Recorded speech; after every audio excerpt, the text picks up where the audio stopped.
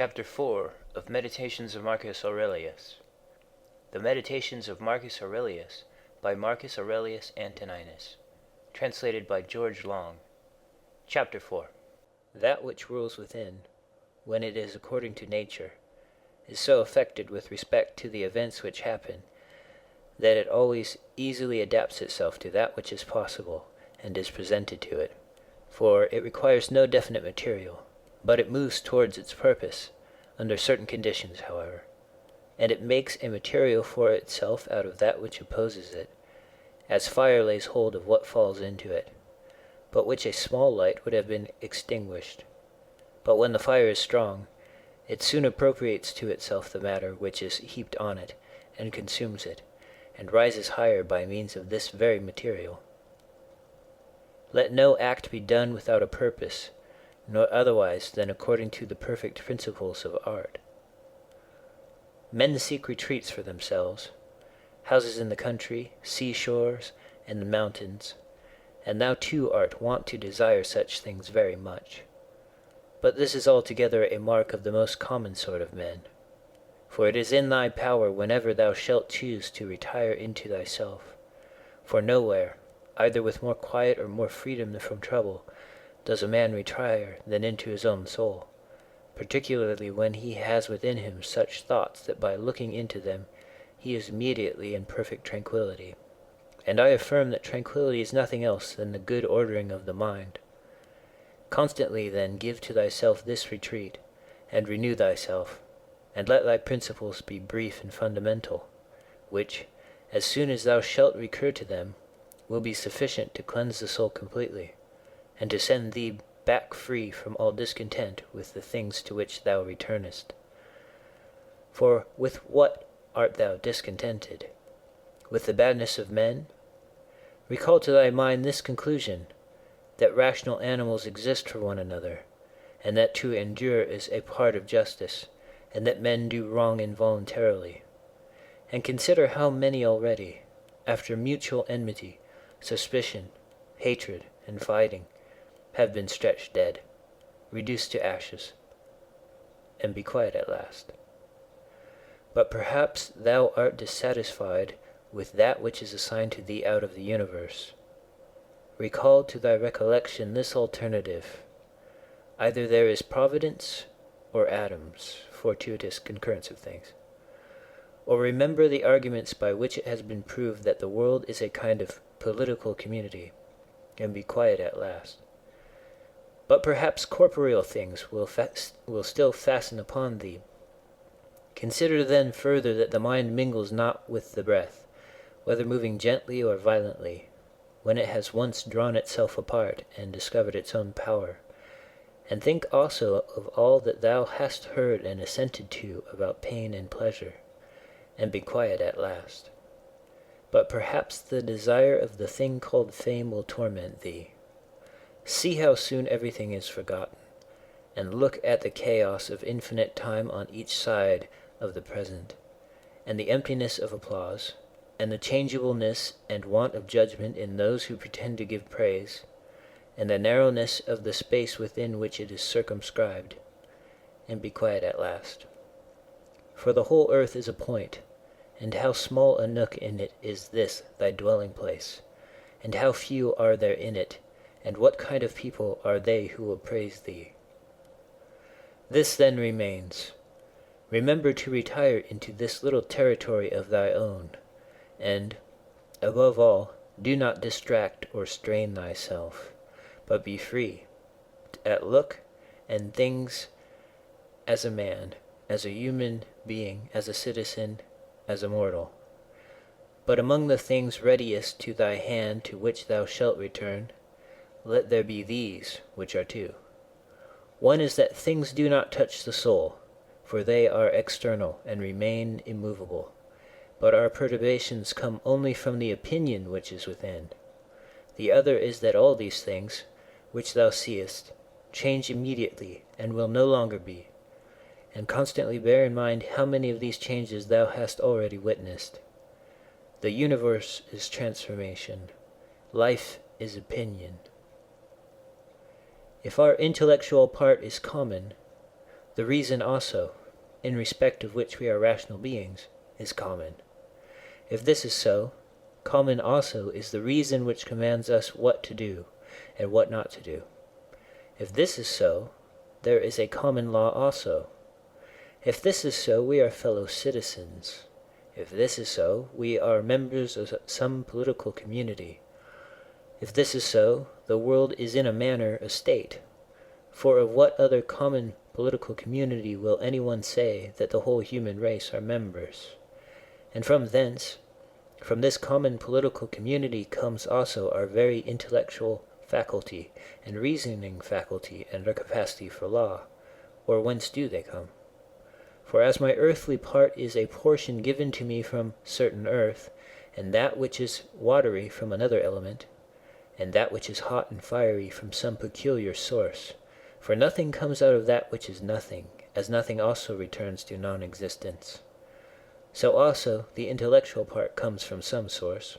Death is such as generation is, a mystery of nature, a composition out of the same elements, and a decomposition into the same, and altogether not a thing of which any man should be ashamed, for it is not contrary to the nature of a reasonable animal, and not contrary to the reason of our constitution. It is natural that these things should be done by such persons. It is a matter of necessity, and if a man will not have it so, he will not allow the fig tree to have juice. But by all means bear this in mind, that within a very short time both thou and he will be dead, and soon not even your names will be left behind. Take away thy opinion, and then there is taken away the complaint, I have been harmed. Take away the complaint, I have been harmed, and the harm is taken away. That which does not make a man worse than he was, also does not make his life worse, nor does it harm him either from without or from within. The nature of that which is universally useful has been compelled to do this. Consider that everything which happens, happens justly, and if thou observest carefully, thou wilt find it to be so.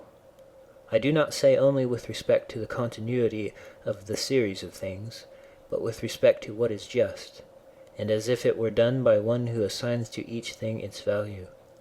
Observe then that thou hast begun, and whatever thou doest, do it in conjunction with this, the being good, and in the sense in which a man is properly understood to be good.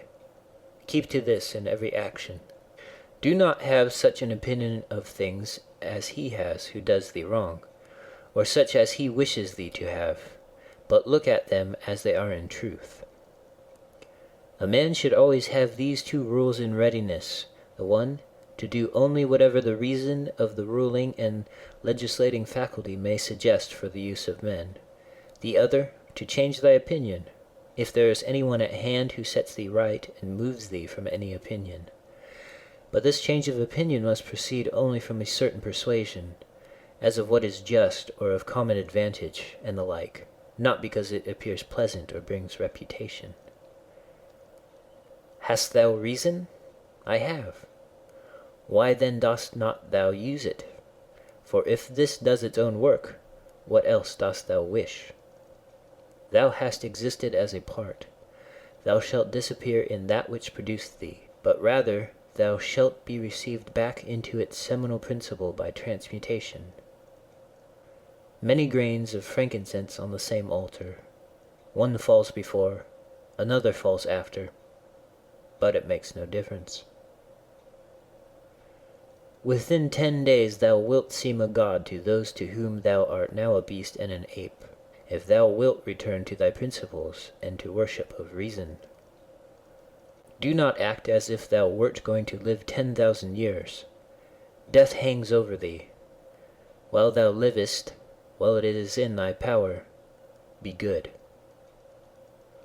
How much trouble he avoids who does not look to see what his neighbor says or does or thinks, but only to what he does himself, that it may be just and pure. Or as Agathon says, look not round at the depraved morals of others, but run straight along the line without deviating from it. He who has a vehement desire for posthumous fame does not consider that every one of those who remember him will himself also die very soon. Then again also they who have succeeded them, until the whole remembrance shall have been extinguished as it is transmitted through men who foolishly admire and perish. Suppose that those who will remember are even immortal, and that the remembrance will be immortal. What then is this to thee? And I say not, what is it to the dead? But what is it to the living? What is praise, except indeed so far as it has a certain utility? For thou now rejectest unseasonably the gift of nature, clinging to something else. Everything which is in any way beautiful is beautiful in itself, and terminates in itself, not having praise as a part of itself. Neither worse then nor better is a thing made by being praised. I affirm this also of the things which are called beautiful by the vulgar, for example, material things and works of art. That which is really beautiful has no need of anything, not more than law, not more than truth, not more than benevolence or modesty. Which of these things is beautiful because it is praised, or spoiled by being blamed? Is such a thing as an emerald made worse than it was, if it is not praised? Or gold, ivory, purple, a lyre, a little knife, a flower, a shrub? If souls continue to exist, how does the air contain them from eternity? But how does the earth contain the bodies of those who have been buried from times so remote? For as here the mutation of these bodies, after a certain continuance, whatever it may be, and their dissolution make room for other dead bodies, so the souls which are removed into the air after subsisting for some time are transmuted and diffused, and assume a fiery nature by being received into the seminal intelligence of the universe, and in this way make room for the fresh souls which come to dwell there. And this is the answer which a man might give on the hypothesis of souls continuing to exist. But we must not only think of the number of bodies which are thus buried, but also of the number of animals which are daily eaten by us and the other animals. For what a number is consumed, and thus in a manner buried in the bodies of those who feed on them. And nevertheless this earth receives them by reason of the changes of these bodies into blood, and the transformations into the aerial or the fiery element. What is the investigation into the truth of the matter? The division into that which is material, and that which is the cause of form, the formal. Do not be whirled about, but in every movement have respect to justice, and on the occasion of every impression maintain the faculty of comprehension or understanding. Everything harmonizes with me which is harmonious to thee, O universe. Nothing for me is too early nor too late, which is in due time for thee. Everything is fruit to me which thy seasons bring, O nature. From thee are all things, in thee are all things, to thee all things return. The poet says, dear city of sea crops, and wilt not thou say, dear city of Zeus? Occupy thyself with few things, says the philosopher, if thou wouldst be tranquil. But consider if it would not be better to say, do what is necessary, and whatever the reason of the animal which is naturally social requires, and as it requires. For this brings not only the tranquility which comes from doing well, but also that which comes from doing few things. For the greatest part of what we say and do being unnecessary, if a man takes this away, he will have more leisure and less uneasiness. Accordingly, on every occasion a man should ask himself, is this one of the unnecessary things? Now a man should take away not only unnecessary acts, but also unnecessary thoughts, for thus superfluous acts will not follow after. Try how the life of a good man suits thee, the life of him who is satisfied with his portion out of the whole, and satisfied with his own just acts and benevolent disposition. Hast thou seen those things? Look also at these. Do not disturb thyself. Make thyself all simplicity. Does anyone do wrong? It is to himself that he does wrong. Has anything happened to thee? Well, Out of the universe from the beginning everything which happens has been apportioned and spun out to thee. In a word, thy life is short. Thou must turn to profit the present by the aid of reason and justice. Be sober in thy relaxation. Either it is a well-arranged universe or a chaos huddled together, but still a universe. But can a certain order subsist in thee and disorder in all? And this, too, when all things are so separated and diffused and sympathetic. A black character, a womanish character, a stubborn character, bestial, childish, animal, stupid, counterfeit, scurrilous, fraudulent, tyrannical. If he is a stranger to the universe who does not know what is in it, no less is he a stranger who does not know what is going on in it. He is a runaway, who flies from social reason. He is blind, who shuts the eyes of the understanding. He is poor, who has need of another, and has not from himself all things which are useful for life. He is an abscess on the universe, who withdraws and separates himself from the reason of our common nature, through being displeased with the things which happen. For the same nature produces this, and has produced thee too. He is a piece rent asunder from the state, who tears his own soul from that of reasonable animals, which is one. The one is a philosopher without a tunic, and the other without a book. Here is another half-naked. Bread I have not, he says, and I abide by reason, and I do not get the means of living out of my learning, and I abide by my reason. Love the art, poor as it may be, which thou hast learned, and be content with it, and pass through the rest of life like one who has entrusted to the gods with his whole soul all that he has, making himself neither the tyrant nor the slave of any man. Consider, for example, the times of Vespasian. Thou wilt see all these things, people marrying, bringing up children, sick, dying, warring, feasting, trafficking, cultivating the ground, flattering, obstinately arrogant, suspecting, plotting, wishing for some to die, grumbling about the present, loving, heaping up treasure, desiring consulship, kingly power. Well, then, that life of these people no longer exists at all. Again, remove to the time of Trajan. Again, all is the same. Their life too is gone. In like manner view also the other epochs of time and of whole nations, and see how many after great efforts soon fell and were resolved into the elements. But chiefly thou shouldst think of those whom thou hast thyself known distracting themselves about idle things, neglecting to do what was in accordance with their proper constitution, and to hold firmly to this, and to be content with it. And herein it is necessary to remember that the attention given to everything has its proper value and proportion. For thus thou wilt not be dissatisfied if thou appliest thyself to smaller matters no further than is fit. The words which were formerly familiar are now antiquated. So also the names of those who were famed of old are now in a manner antiquated. Camillus, Caeso, Valesius, Leonatus, and a little after also Scipio and Cato, then Augustus, then also Hadrianus and Antoninus. For all things soon pass away and become a mere tale, and complete oblivion soon buries them. And I say this of those who have shown in a wondrous way. For the rest, as soon as they have breathed out their breath, they are gone, and no man speaks of them. And to conclude the matter, what is even an eternal remembrance? A mere nothing.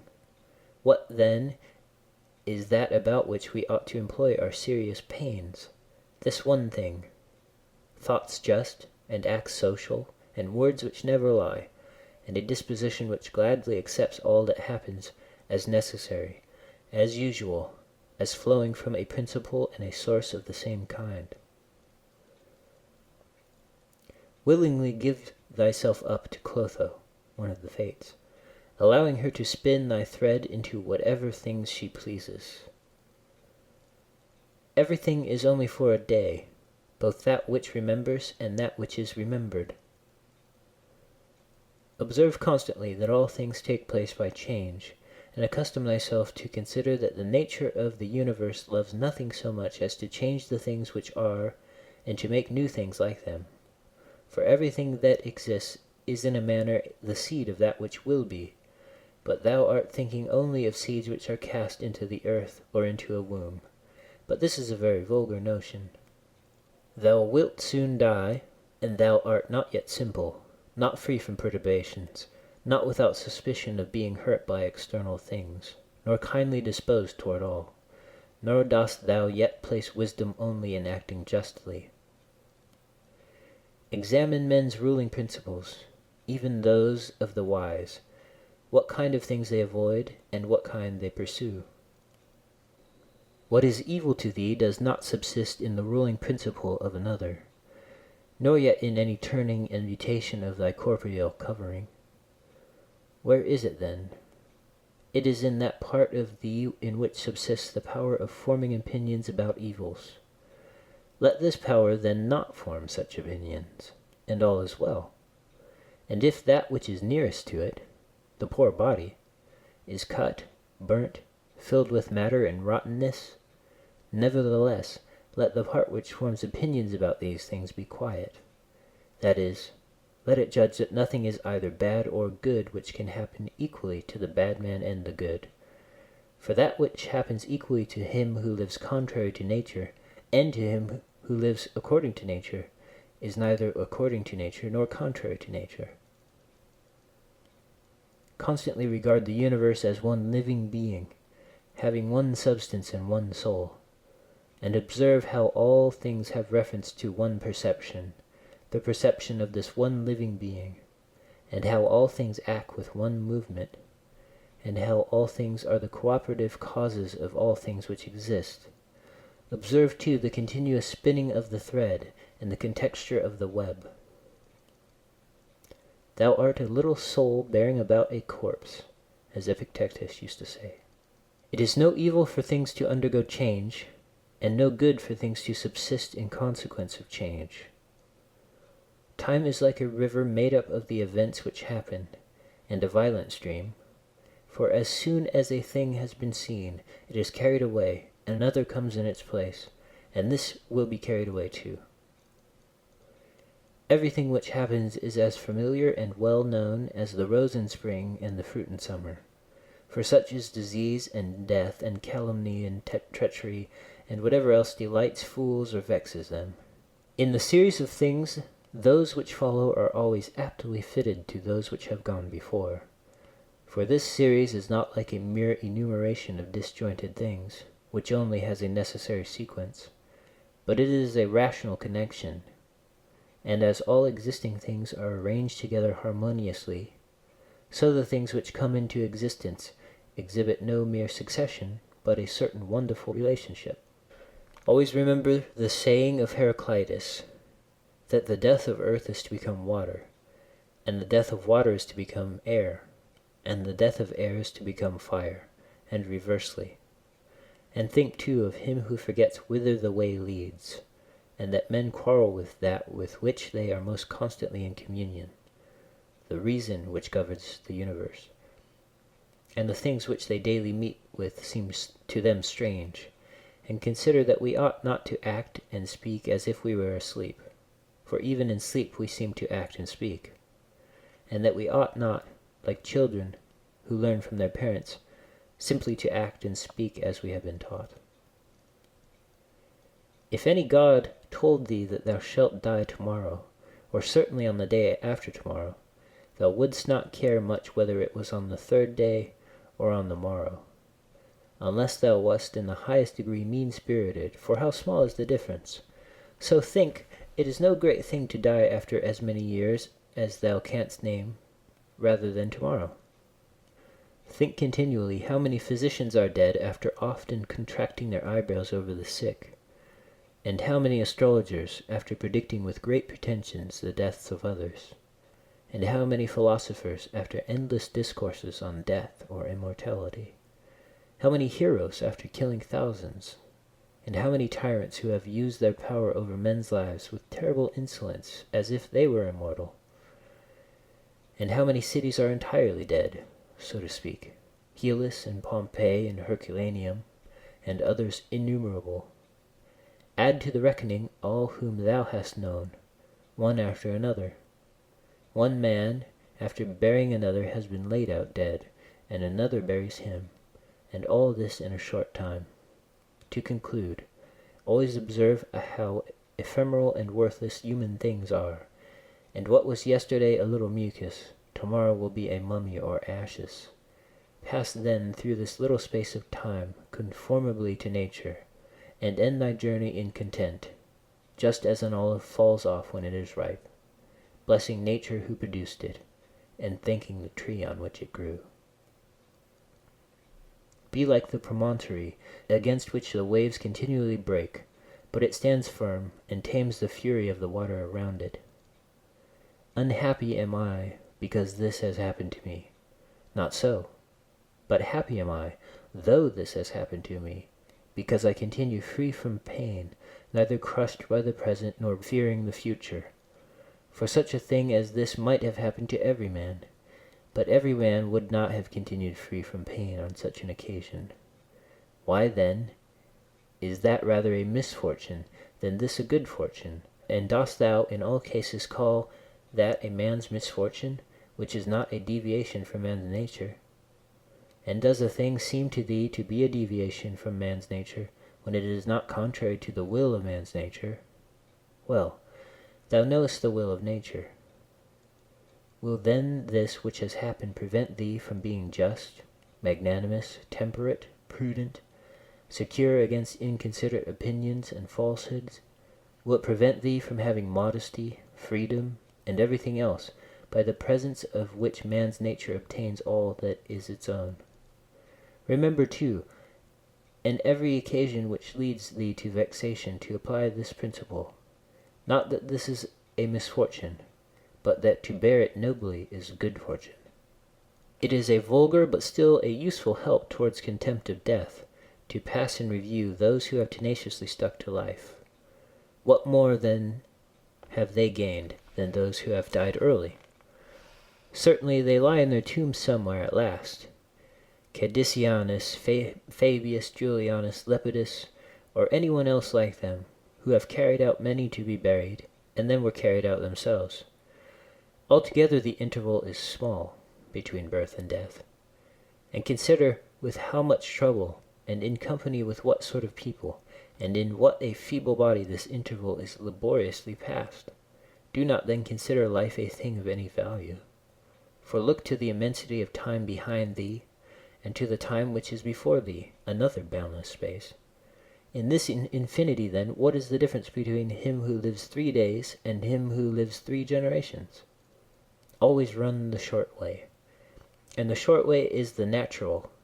Accordingly say and do everything in conformity with the soundest reason, for such a purpose frees a man from trouble, and warfare, and all artifice, and ostentatious display. End of chapter 4.